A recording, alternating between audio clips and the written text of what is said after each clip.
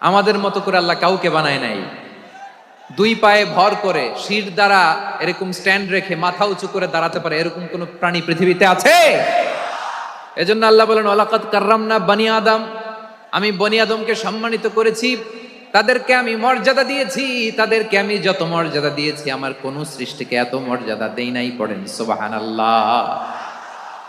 I have dignified the status of the sons of Adam.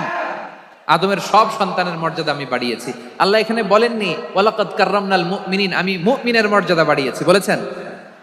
আল্লাহ এখানে বলেন নাই ওয়ালাকাদ কাররামনাল মুসলিমিন, আমি মুসলিমের মর্যাদা বাড়িয়েছি।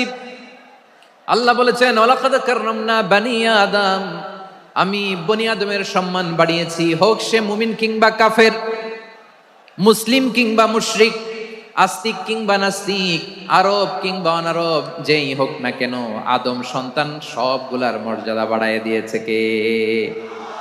সবার মর্যাদা আল্লাহ বাড়িয়েছে। মানুষ হিসেবে মর্যাদা। বিশ্বনবী সাল্লাল্লাহু আলাইহি ওয়াসাল্লাম ইহুদির লাশ দেখে দাঁড়িয়ে গেলেন। কার লাশ? ইহুদির লাশ দেখে দাঁড়ায় গেলেন। সাহাবারা বললেন ইয়া রাসূলুল্লাহ, আপনি দাঁড়ালেন যে, এটা তো ইহুদির লাশ। বিশ্বনবী বললেন আওয়ালাইসাত নাফসান, এটা কি মানুষ নয়? এটা হোক ইহুদি হোক খ্রিস্টান, এটা তো মানুষ। আমি মানুষ দেখে দাঁড়িয়েছি। আই স্যালিউট দ্য হিউম্যানিটি, আমি মানবতাকে সম্মান করেছি। পড়েন সুবহানাল্লাহ। তাহলে এই জমিনে মানুষের মর্যাদা বেশি, হোক আস্তিক হোক নাস্তিক হোক মুমিন কিংবা কাফের, আদমের সন্তান হলে মানুষ হলেই তার মর্যাদা বাড়িয়েছে কে? আমার কলিজার টুকরা যশোরের ভাইয়েরা, মানুষের মর্যাদা আল্লাহ এত বাড়িয়েছেন, মানুষ জীবিত থাকলেও যেমনি মর্যাদাবান, মরে গেলেও মর্যাদাবান। সুবহানাল্লাহ পড়েন। মানুষ মরে গেলে এই ডেড বডিটা কি হয়? পচে যায়, গলে যায়, মাটির সাথে মিশে যায়। তাই বলে আপনি ডেড বডির সাথে যাচ্ছে তাই করতে পারবেন না। পারবেন? কেউ যদি অন্যায় করে তাকে যদি আপনি শাস্তির আওতায় আনেন, যা মনে চায় করতে পারবেন না। তারা আগুন দিয়ে পোড়াতে পারবেন না, নাক কাটতে পারবেন না, কান কাটতে পারবেন না, অঙ্গ বিকৃতি করতে পারবেন না। কারণ মানব জাতির মর্যাদা স্বয়ং দিয়েছে কে? পচে যাবে, গলে যাবে। তারপরে ইসলাম বলে না, খবরদার, এই মরা লাশটারও একটা মর্যাদা আছে না নাই? ইসলাম বলে এই লাশটা গলে যাবে, পচে যাবে, কিন্তু এটার অমর্যাদা করো না। কর্পূর দিয়ে, খেজুর পাতা দিয়ে, এটাকে ওয়ার্ম ওয়াটার দিয়ে, গরম পানি দিয়ে ধৌত করো, সাদা শুভ্র ধবধবে কাপড় দিয়ে লাশটাকে তুমি কাভার করো, তারপরে খাটিয়ার মধ্যে লাশটাকে রেখে বিশাল একটা প্রোগ্রাম করো, একটা ফিউনারাল প্রোগ্রাম করো। ওই প্রোগ্রামের ডানে বায়ে পেছনে লাশটারে রাখলে হবে না, প্রোগ্রামের একেবারে সামনটাতে তুমি লাশটাকে রাখো। সুবহানাল্লাহ। একটা ফিউনারাল প্রোগ্রাম করতে হবে, তাকে শেষ বিদায় জানাতে হবে, যেটাকে আমরা জানাজা বলি। কি বলি? জানাজা মানে মাইয়েতের জন্য দোয়া, তার জন্য দোয়া করা হয়, তাকে একটা সিস্টেমেটিক অর্ডারে কবরে রাখা হয়, সুন্দরভাবে সেটাকে কবরস্থ করা হয়, মাটি দেয়া হয়, পানি দেয়া হয়। তার মানে মরে গেলেও মানুষের সম্মান বাড়ায় দিয়েছে কে? এজন্য আল্লাহ বললেন ওয়ালাকাদ কাররামনা বানি আদম, বনি আদমের সম্মান মর্যাদা আমি আল্লাহ বাড়িয়ে দিয়েছি। মানুষের সম্মানে তুমি কখনো আঘাত করো না, ঠিক কিনা? তাহলে ভাই, প্রথম মেসেজ হচ্ছে, the first and foremost message tonight to the people of Jasor, আল্লাহ বলেন I have dignified the status of son of Adam, আমি বনি আদম সবার মর্যাদা বাড়িয়ে দিয়েছি। হোক আস্তিক নাস্তিক, হোক কাফের কিংবা মুশরিক, তার মর্যাদা বাড়াই দিছে কে? যখন বন্যা হয় আমরা ত্রাণ নিয়ে যাই, আমরা শুধু মুসলমানদেরকে ত্রাণ দেই নাকি? হ্যাঁ, আমরা মুসলমানকেও দেই, অমুসলমানকেও দেই, হিন্দুকেও দেই, বৌদ্ধকেও দেই। যেখানেই মানবতা বিপন্ন সেখানে ইসলামের হেল্পিং হ্যান্ড আছে না নাই? সুবহানাল্লাহ। কি দিন আমরা পেয়েছি, কি বিধান আমরা পেয়েছি। ওয়ালাকাদ কাররামনা বানি আদম, আমি বনি আদমকে সম্মানিত করেছি। এরপর আল্লাহ বললেন ওয়া হামালনাহুম ফিল বাররি ওয়াল বাহর, মানুষকে স্থলে এবং সমুদ্রে চলাচলের বাহন আমি দিয়েছি। স্থলে কিভাবে চলবে, জলে কিভাবে চলবে, এই বাহনের ব্যবস্থা করেছে কে? সেন্ট্রাল থেকে, সেন্ট্রালি যে ইনস্ট্রাকশন আসবে সেই ইনস্ট্রাকশনের এক চুল আমরা ডানে বায়ে যাব না। এইটা গণজাগরণের জন্য এইটা দরকার, ইসলামী বিপ্লবের জন্য এইটা দরকার। আমি চলাচলের যানবাহনের ব্যবস্থা করেছি। আমরা স্থলে ঘোড়ার উপরে চড়ি, উটের উপরে চড়ি, গাড়ির উপরে চড়ি। এই যে গাড়ির ইঞ্জিন বানাইছি আমরা, এটার মেধা দিয়েছে কে? আবার সাগরের মধ্যে আমরা নৌযান, জলযান, বড় বড় জাহাজ দিয়ে এক মহাদেশ থেকে আরেক মহাদেশ যাই, এক দেশ থেকে মালামাল গুলো আরেক দেশে পাঠাই। সাগরের ভেতরে নৌকা গুলোরে ধরে রাখলো কে? والفلك التي تجري في البحر بما ينفع الناس। মানুষের উপকার আছে এরকম সরঞ্জামাদি নিয়ে সাগরের উপরে বিশাল বিশাল জলযানগুলো চলে, এগুলো ডুবে যায় না, কাত হয়ে যায় না, পড়ে যায় না। এগুলোকে স্থিতিস্থাপকতাকে ঠিক করে রাখলো কে? আপনারা জাহাজ দেখেছেন? জাহাজ, হ্যাঁ, বাড়ি চট্টগ্রাম হইলে দেখতে পারতেন। দেখছেন? বিশাল বিশাল জাহাজ, বিশাল জাহাজ মালামাল নিয়ে এক মহাদেশ থেকে আরেক মহাদেশে যায়। গত মাসে আমার জাপান সফর ছিল। এই যে বাংলাদেশে যে গাড়িগুলো চালান, বেশিরভাগ গাড়ি আসে কিন্তু জাপান থেকে। হাজার হাজার গাড়ি একটা জাহাজ বহন করতে পারে, হাজার হাজার গাড়ি। এটারে সাগরের মধ্যে ভাসাইলো কে? সবাই বলুন, ভাসালো কে? হাজার হাজার গাড়ি নিয়ে জাপানিজ গাড়িগুলো আমাদের চট্টগ্রামের এয়ারপোর্টের বন্দরে ভিড়ে। যুক্তরাষ্ট্রে আমি দেখেছি বিশাল বিশাল জাহাজ। আপনারা টাইটানিক জাহাজের নাম শুনেছেন?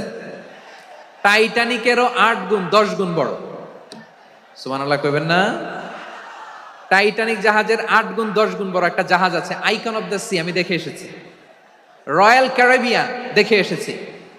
সাগরের সামনে জেটিতে যখন দাঁড়ালাম, জাহাজটা যখন যায়, আমার মনে হচ্ছে একটা শহর, গোটা শহর, the entire city is floating on the water. পুরো একটা শহর মনে হয় পানির উপর দিয়ে ভেসে যাচ্ছে। পড়েন সুবহানাল্লাহ। এই যে আইকন অফ দ্য সি, এই ক্রুজ, এই জাহাজটা, এটার ভিতরে স্টেডিয়াম আছে। কিসের ভিতরে স্টেডিয়াম? কথা বুঝে নাই বোধহয়। স্টেডিয়াম কিসের ভিতর? সুইমিং পুল আছে, শপিং মল আছে, রেস্টুরেন্ট আছে, ক্লাব আছে, 3000 4000 রুম বিশিষ্ট, কক্ষ বিশিষ্ট হোটেল আছে।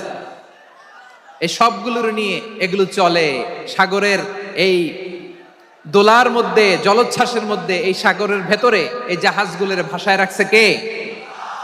সূরা আর রহমানে আল্লাহ তাআলা বললেন, ওয়ালাহুল জাওয়ারিল মুনশাআতু ফিল বাহরি কাল আ'লাম ফাবিআইয়ি আলা, সবাই পড়েন, ফাবিআইয়ি আলাই রাব্বিকুমা তুকাযযিবান।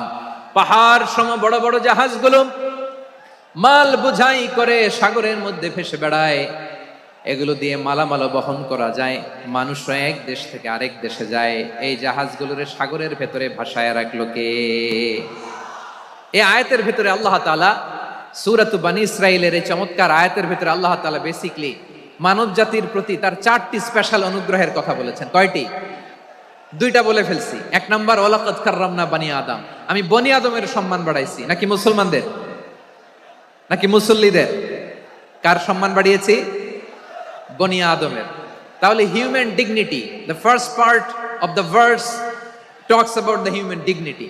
2 নাম্বার অংশ আল্লাহ তাআলা বললেন, ওয়া হামালনাহুম ফিল বাররি ওয়াল বাহর, স্থলে এবং সমুদ্রে আমি তাদের জন্য চলাচলের বাহন দিয়েছি। সুবহানাল্লাহ। তার মানে smooth movement on land and sea, জলে এবং স্থলে যাতে আমরা স্মুথলি মুভ করতে পারি আল্লাহ তাআলা দিয়েছেন। 3 নাম্বার আল্লাহ তাআলা বললেন, ওয়া রাযাকনাহুম মিনাত তাইয়্যিবাত, মানুষের জন্য আমি পবিত্র রিজিকের ব্যবস্থা করেছি। জলে এবং স্থলে যত প্রাণী আছে সবগুলা প্রাণীকে রিজিক দেয় কে? আমাদেরকে রিজিক দেয় কে? সাগরের মাছগুলোকে, বড় বড় তিমি মাছগুলোরে রিজিক দেয় কে?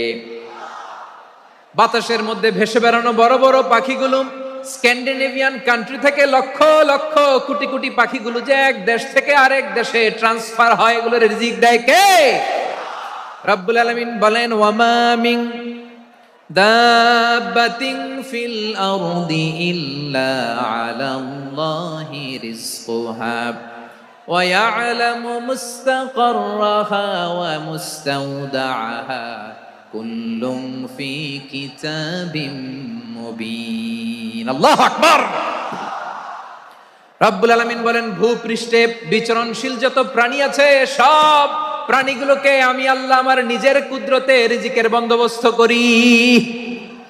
এই প্রাণীগুলো কোথায় থাকে, কোথায় যায়, সব জায়গায় আমি রিজিক পৌঁছে দেই। রিজিক কেউ দিতে পারে না, রিজিকের মালিক কে? রিজিকের মালিক তিনি আল্লাহ। এজন্য আল্লাহ তাআলা বললেন, ওয়া রাযাকনাহুম মিনাত তাইয়্যিবাত। এরপর আল্লাহ বললেন, ওয়া ফাদ্দালনাহুম আলা কাসীরিম মিম মিম্মান খালাকনা তাফদীলা। আমি যত প্রাণী সৃষ্টি করেছি সকল প্রাণীর মধ্যে মানুষের মর্যাদা শ্রেষ্ঠত্ব আমি দিয়েছি। সুবহানাল্লাহ পড়েন।